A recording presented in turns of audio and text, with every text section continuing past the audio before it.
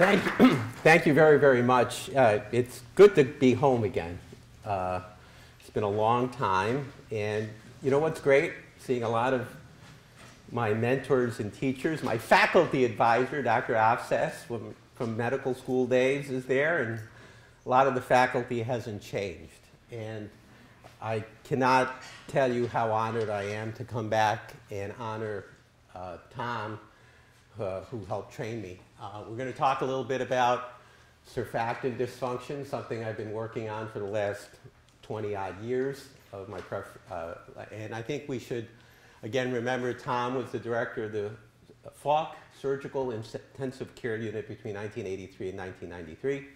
He was my mentor and teacher and left me with something that I leave my fellows and faculty with now.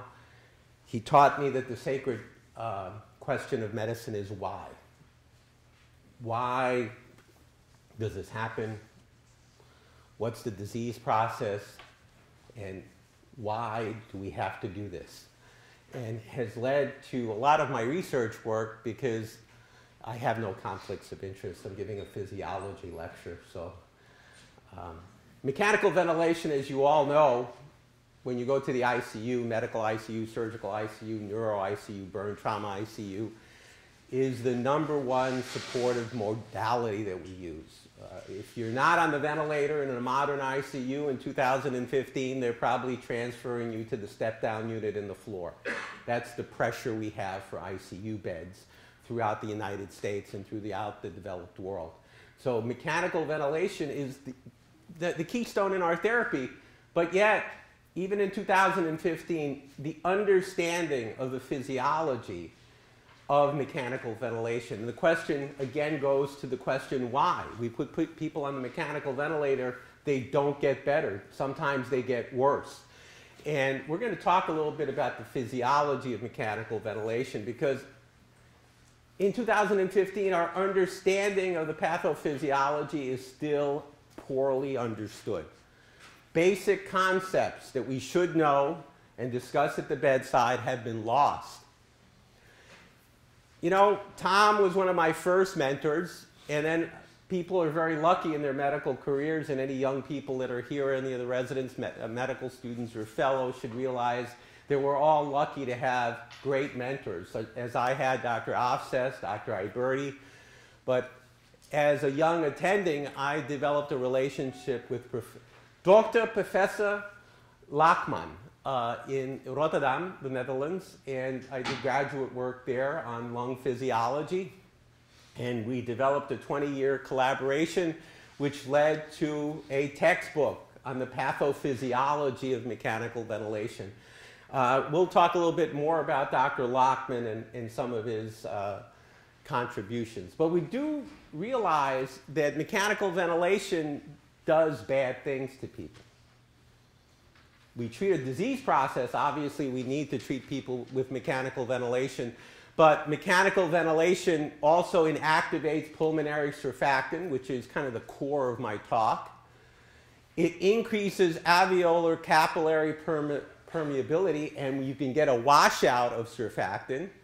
And mechanical ventilation, if inappropriately done, actually can activate an inflammatory response, release cytokines. So instead of, we discussed in M&M a case of sepsis overwhelming, but actually putting somebody on the wrong mechanical ventilation can add to that sepsis cascade, that systemic inflammatory response, and make things worse.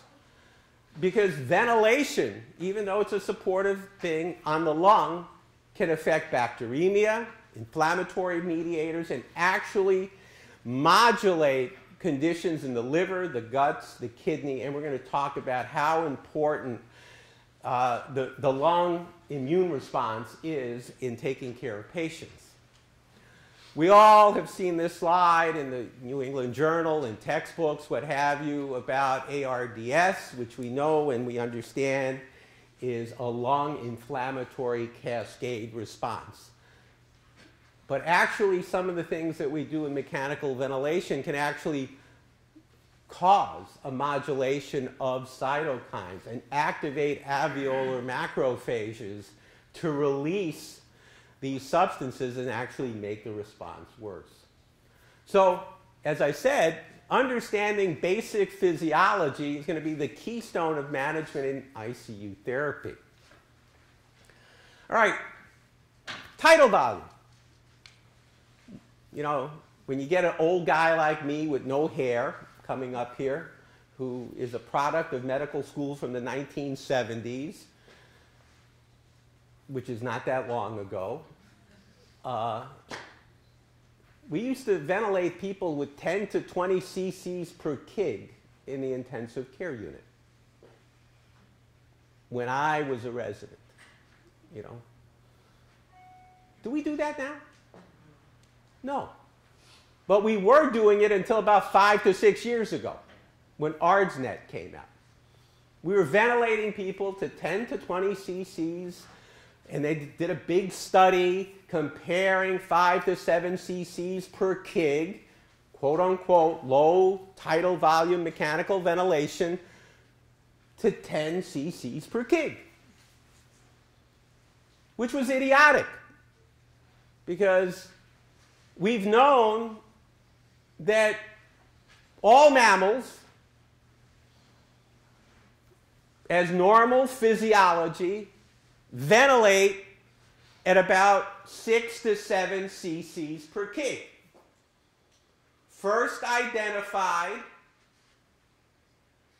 and this is a redo paper actually in Activa Scandinavica, since 1900 we've known that humans are mammals and we ventilate at 6 cc's per kg. And if you look at the original physiology papers from the turn of the century into the 1920s, it's part of thermal regulation as warm-blooded animals. That's why they thought we all have 6 cc's per kg. But again, that concept of physiology was lost. They did a study comparing abnormal ventilation with normal physiological ventilation, and guess what they discovered? When you're on normal physiological ventilation, you do better than abnormal mechanical ventilation. So the ARDSnet study that cost $2.6 billion of federal research money proved that human beings are mammals. Okay? The other thing that has been lost is, you know, there are no orthopedic surgeons here, so the lung has a skeleton, an elastin skeleton. Okay? We lost that type. But where is that important, knowing that there is a skeleton of elastin in the lung where all the alveoli, our vascular system hangs on, our microstructure, so to speak. It's a force-bearing structure. It's an elastin collagen embedded in an extracellular matrix. It's two fiber systems connected at the alveolar levels, originating from the hilum, other from the visceral pleura and the periphery. Right. So you have this skeleton. Well, we know that emphysema affects this skeleton. Cigarette smoking, pollutants, you get the bullae formation, a breakdown of that skeleton, you have bullae. This is what the skeleton looks. These are, when you look at these electron microscope slides, these are from our laboratories and some of the work. But then we also identified over time post-traumatic emphysema. I do a lot of work in trauma. Massive pulmonary contusions. We have people hitting deer on a regular basis where I practice in Rochester. We have people falling out of windows. We have people falling out of tree stands. You get massive pulmonary trauma. You put that person on high PIP pressures, high peak inspiratory pressures, you can get bullae formation. And the patient survives, but then they're a respiratory cripple. And these are people with ARDS in the medical ICU too. You put them on large tidal volumes. You actually can break down with ARDS this elastin skeleton and have emphysema that breaks out because you're generating a lot of shear forces because of the cyclic opening and closing of alveoli. And, you know, whenever we mechanically ventilate patients, there are areas of collapsed alveoli that we get. And you can see from this slide, these are open alveoli. These are atelectatic areas, let's say, or pulmonary contusion or direct chest trauma. And if we sacrifice, this is from our autopsy study, actually, a patient with severe pulmonary trauma that was involved in an explosion. He was a heating contractor, gas leak in the basement, house blew up, he was thrown many feet.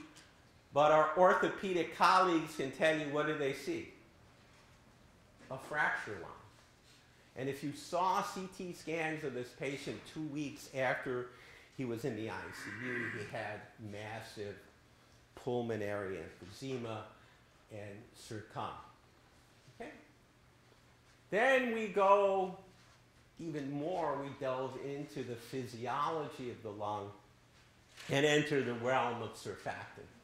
We all learned in medical school or biology class that surfactant helps, you know, with the law of Laplace, the soap bubble theory, you know, surface tension, and all that stuff. And yes, that's a very, very important thing. But hopefully in the next few minutes, I'm going to educate you a little bit about some other stuff that surfactant does.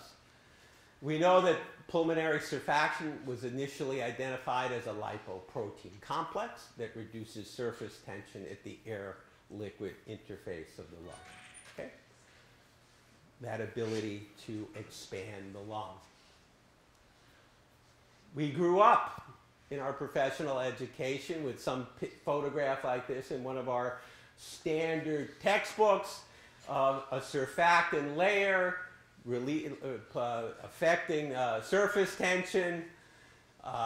We learned about alveolar type 2 cells. We learned a little bit about the turnover of alveoli, but probably we didn't learn in medical school that surfactant is the #1 immunomodulating substance in the lung.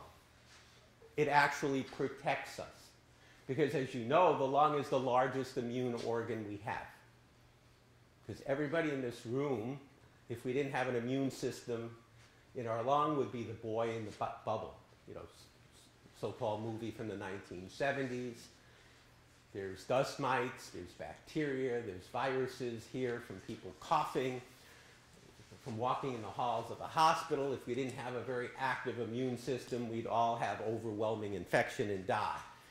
So kind of we knew surfactant was there, but we don't commonly discuss surfactant as an immunomodulating thing because, again, we go back, we spent most of the time in medical school talking about the law of Laplace. By the way, Dr. Alfsess taught me about the history of medicine. And by the way, Laplace is not the guy's name. He was the Count de Laplace of a place, it's a geographical place in France. He was a aristocrat scholar, and there were quite a few of those at that point in time, but so he first identified that whole soap bubble theory, and this is some work about open lung, about lung recruitment, and we are more efficient breathers and more efficient mechanically ventilated when we have the lung open because of the pressure volume curve and actually decreasing stress. So yes, surfactant has a very, very important role in terms of decreasing surface tension and keeping alveoli open. And the levels of total phospholipids decrease over time, so surfactant goes down when you have cyclic opening and closing of alveoli, which is essential to lowering surface tension. So if I theoretically do 20 cc's per kg, have a lot of atelectasis, and I have that kind of forcing open the lung during the course of my cyclic mechanical ventilation that I'm doing up in the surgical ICU. Over time, I'm going to deplete the surfactant. And I'm going to get more atelectasis, which is going to cause me to get more stress and open me up to overwhelming systemic inflammatory response and also cause barotrauma. Because, as I said, lung mechanics change with lung collapse. Sitting in this room, we all know that we keep our lungs open by having a sigh breath, or PEEP, as we call it in the ICU.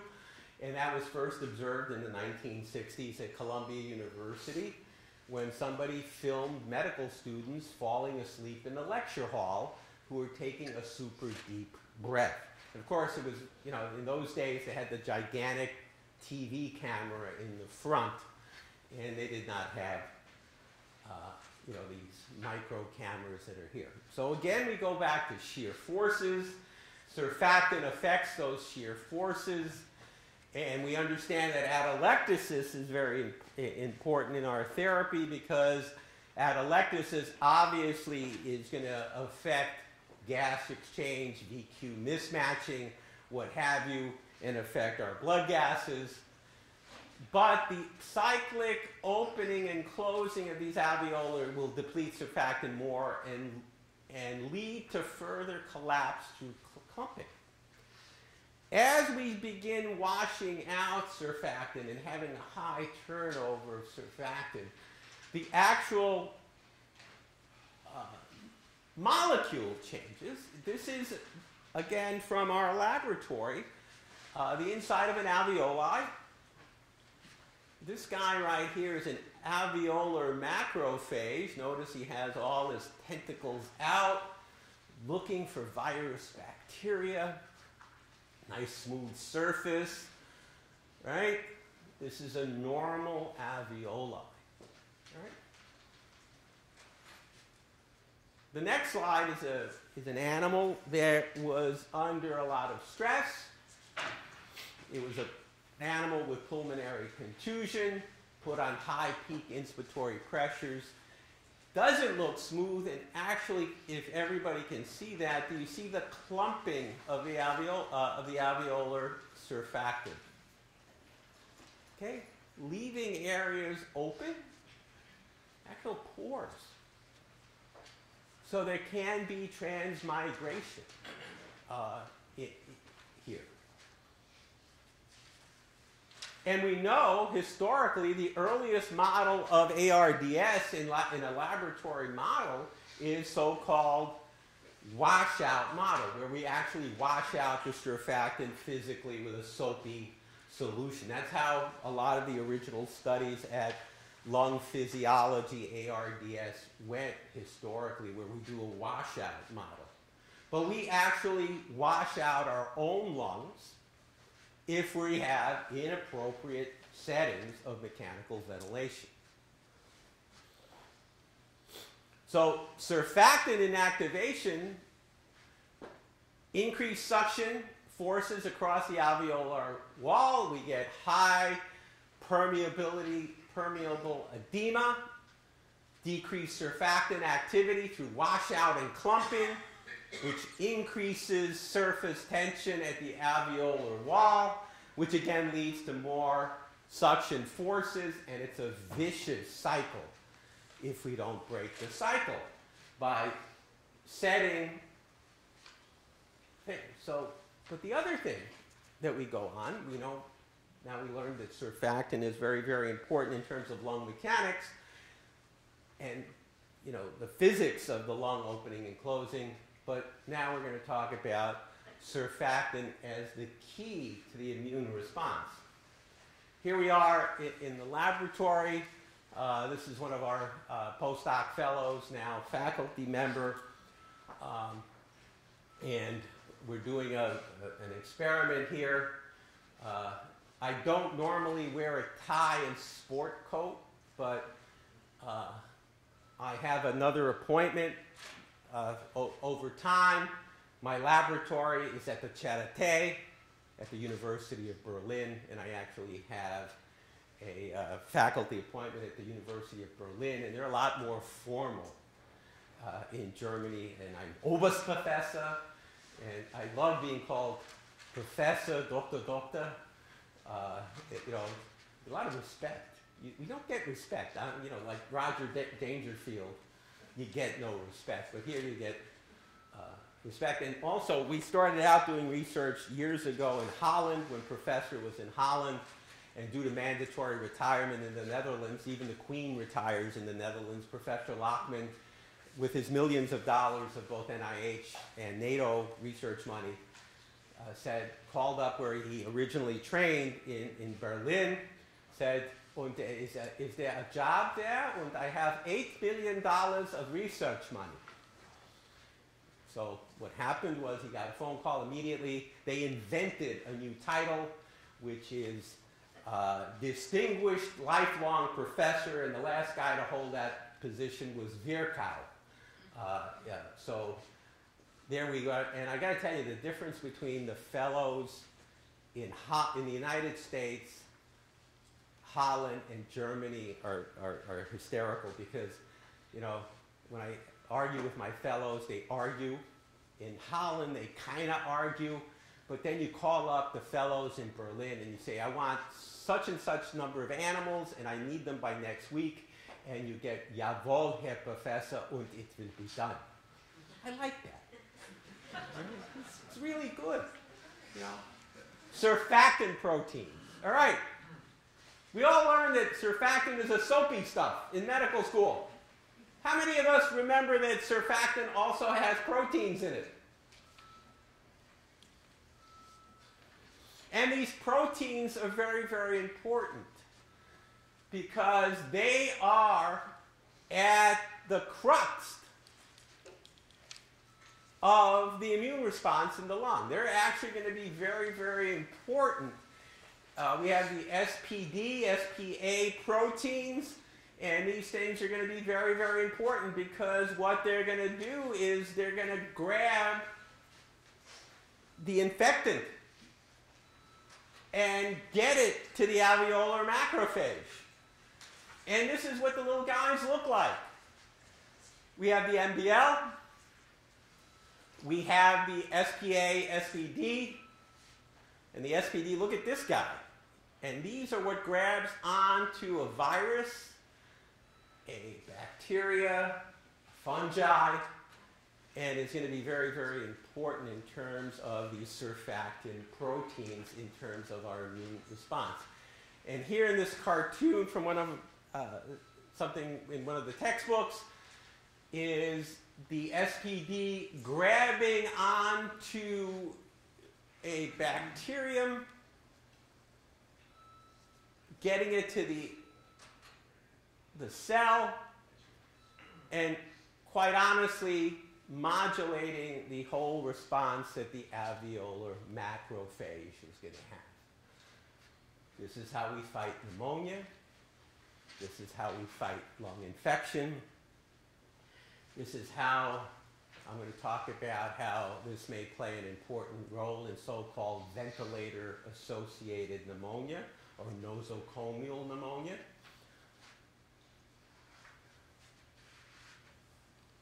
And if we lose these proteins that are in the surfactant, it's going to inhibit our T cells and our ability to modulate and get these infectants to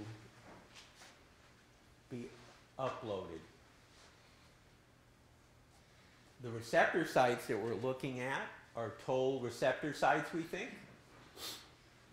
Toll receptors, so very, very important how these proteins are going to affect the role. And if you want to get a little bit more on this, there's a lovely review article here by one of our former postdoc fellows, Jack, and the whole team a while ago. So we go back to our understanding of the normal lung. The normal lung has surfactant. It has an alveolar macrophage. That macrophage gets the bacteria delivered and aided in the delivery system by those surfactant proteins. that are there that actually grab onto these things. And if you have a breakdown and you develop atelectasis, cyclic opening and closing, get surfactant washout, what's going to occur is you're going to have a breakdown in that immune response, and you're also going to have release. The alveolar macrophage is going to begin the cascade of releasing cytokines. So a very, very important role, because here we have this cycle that we don't want to occur in the intensive care unit or in the operating room or wherever someone is on mechanical support. So the presence of atelectasis not only affects VQ mismatching, okay? It's going to lead to impairment of the host defense, a loss of these proteins in the surfactant, and it's going to promote nosocomial pneumonia. So now we go on to the next phase of the lecture, which is nosocomial pneumonia, and a cascade of cytokine molecules that occurs. All right. This is a MICU-SICU experiment. This is from Jack Hatsima. This is from our laboratory in Rotterdam, the Netherlands. And Jack was one of our brilliant postdoc fellows. So we developed a SICU-MICU model. Okay? We have a rodent. We're going to give it intratracheal LPS. So that's the MICU model, pneumonia. And we're going to have really lousy mechanical ventilation. Not you. No. And we're going to have really good mechanical ventilation. Okay? And then we're going to measure blood and alveolar levels of cytokines. But then we also have, you know, going back to my days in surgery and being a surgical intensivist, I'm going to have a surgical model, which is perforated viscous, intraperitoneal LPS. And we're going to do really lousy mechanical ventilation and physiologically based mechanical ventilation in that model. And we're going to look at serum and blood levels. And guess what we found? If I do lousy mechanical ventilation and I have a pulmonary infection, I'm going to get systemic bacteremia with that response. If I have the surgical model and I have perforated viscous and I do really lousy mechanical ventilation, I am going to seed the lung with the same bacteria that is from the perforated viscous. So there's a clinical correlation to basic science here of patients that we take care of every day. And what we're going to do is ventilator-associated lung injury is, we have the BAL. This is from a collaborator a number of years ago. And you're going to see that if I have lousy mechanical ventilation, this is a lot of stress response here. This is a lot of cyclic opening and closing.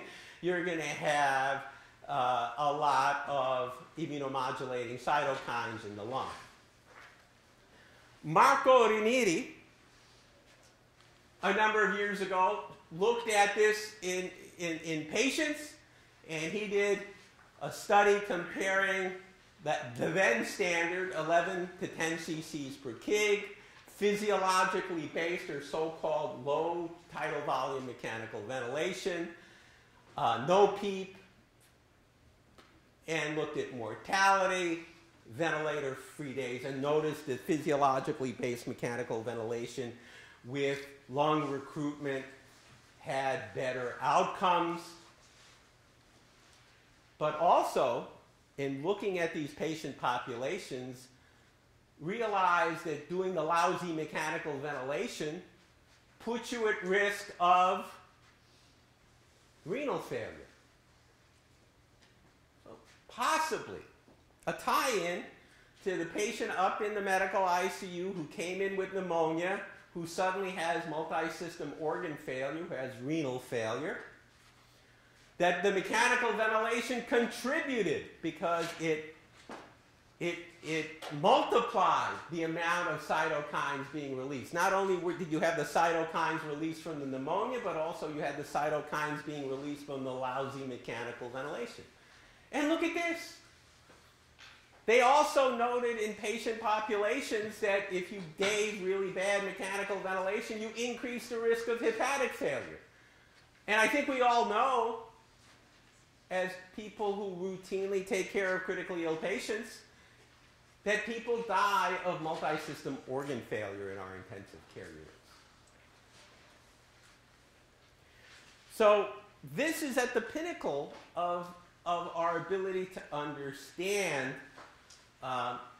lung physiology. So we go back to nosocomial pneumonia. Why is that important? Because the Centers for Medicare and Medicaid, if we get ventilator-associated pneumonia, will give us diddly squat and then put our names down in lists, you know, and have investigations. So it's a physiologically but economic issue also. And what do we do for ventilator-associated pneumonia? We have bundles, right?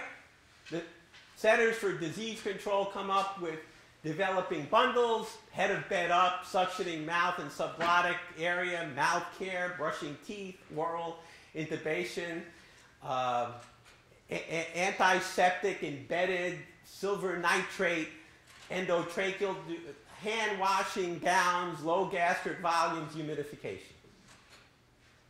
Okay? I do not see surfactant depletion listed here, which is the actual cause of ventilator-associated pneumonia. You would think the CDC would know that. That maybe we should do lung recruitment, use safe levels of PEEP, use physiological tidal volumes, but it gets even worse than that. Because if you look at those proteins I talked about, CPA and CPD, you will notice that the cast of characters for ventilator-associated pneumonia are actually modulated by those proteins. Okay? Such as Klebsiella, Haemophilus, Pseudomonas. You can see that clearly. So probably one of the major reasons our patients develop ventilator-associated pneumonia is because we have surfactant dysfunction in the lung. And maybe the true protection for ventilator-associated pneumonia is not head of bed up, brushing teeth, and all this other stuff, but there's going to be transmigration of these bacteria in and out of the lung if we have surfactant dysfunction. Okay? Why do I do all this work on surfactant? Well, this is Professor Dr. McAnna's knighthood by the Queen of the Netherlands, which is kind of interesting because Dutch people don't usually knight Germans. There's a little bit of a historic thing. Professor, are there any medical students here? One medical student. When Dr. Lachman was a third-year medical student at the University of Berlin, he discovered surfactant. What did you do in third year of medical school? You know, at the great Mount Sinai, the temple of healing, as my medical school class. And you know, Mount Sinai was one of the first places that utilized, you know, a lot of the early surfactant research in surfactant replacement therapy. I remember as a young medical student here learning about that from some of the people here. And we knew that surfactant, both natural and now some of the artificial things, the synthetic surfactant, both surfactants are effective in the treatment and prevention of respiratory distress in infants. In the NICU, we can't even say how many hundreds of thousands, possibly millions of children have gone on to adulthood from surfactant replacement therapy throughout the world. We tried to get that information during the first retirement party that we had for Dr. Lachman, but we couldn't get that because it's such an immense number. And there was early improvement with natural in terms of getting kids off the ventilator, fewer pneumothoraces, fewer deaths.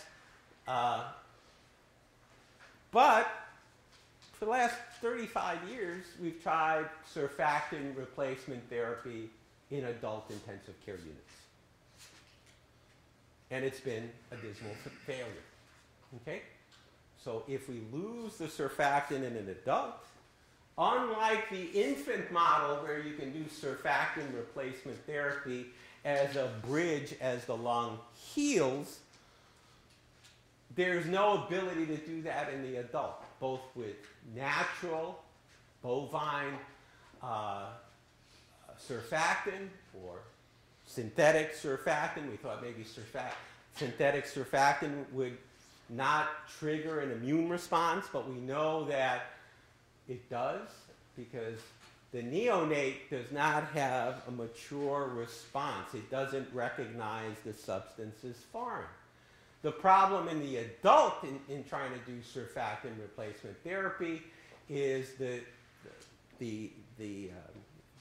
organism sees this as a foreign and actually develops a very vigorous response to it. So surfactant replacement therapy, once we lose the surfactant, we can't just, challenge it by giving replacement therapy. So the take-home message is what we should do is do everything in the ICU and in the operating room to prevent the loss of surfactant from ever occurring. And, in mechanical ventilation and respiratory failure and ARDS, we've learned over the years, because we've spent, I would venture to say, trillions of dollars worldwide doing ARDS research. We've looked at inhaled nitric oxide. We looked at cytokine modulation, activated protein C. Some of the people in this room may remember that as a popular therapy that came out a number of years ago, and we were using it for sepsis. It also was a big failure, didn't change mortality and morbidity. Because once the horses, I like that statement somebody said about the horse coming out of the barn. I actually own 3 horses. My daughter rides, so God forbid the horse comes out of the barn. It can go out into the road, and they're not cheap. But we've done, insane studies looking at stuff I can't even pronounce, and in terms of modulating because what we should be looking at is simple stuff. The understanding of the basic physiology of the lung is at the key of our supportive therapy. These lung mechanics and how we get alveolar atelectasis and collapse is a very, very important thing, and probably is at the core of our therapy. Should be at the core of our therapy in terms of what we do. Because we go back to old laws. Thus, physiologically based management will aid our treatment. So all these artificial things that we've done, all these cytokine modulating substances, are not going to help us if we have ongoing surfactant dysfunction and depletion and turnover in the lung. They're not going to help us. Because the majority of our patients in the ICU are inadvertently getting permissive atelectasis. We don't do recruitment maneuvers routinely in the United States or throughout the world. Many centers do, and those centers have lower mortalities for ARDS and lower incidence of ventilator-associated pneumonias, and that we talked about. Because this permissive atelectasis, because of surfactant dysfunction, causes a massive immune response within the lung, which adds to those cytokines I talked about, adds to the transmigration loss of the protective barriers of the lung in terms of bacteria and infectants going in and out of the lung into the systemic circulation. Because this atelectasis that we get